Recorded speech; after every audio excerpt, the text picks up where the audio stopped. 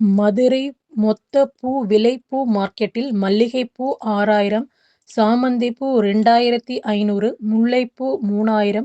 சில்லறை விற்பனையில் 7000 முதல் 12000 வரை மல்லிகைப்பூ விற்கப்படுகிறது.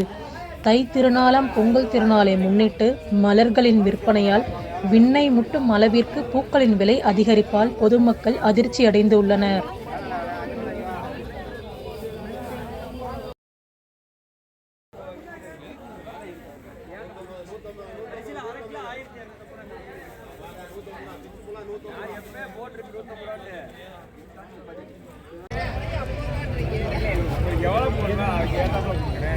இந்த பொங்கல் எப்படி இருக்கு? பொங்கல்ல பூ விலையெல்லாம் எப்படி இருக்கு? பூலாம் வாங்கினீங்களா?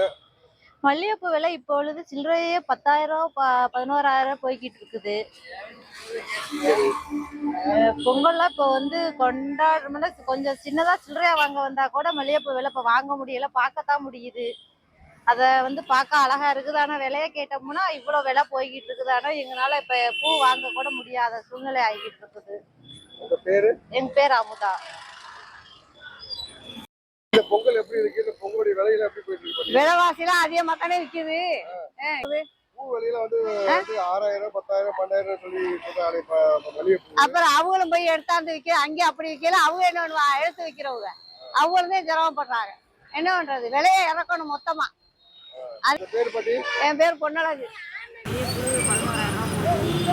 விலைக்கு எடுத்து நாங்களா சரியா வரல, என்ன பண்றது? விவசாயம் எதுவுமே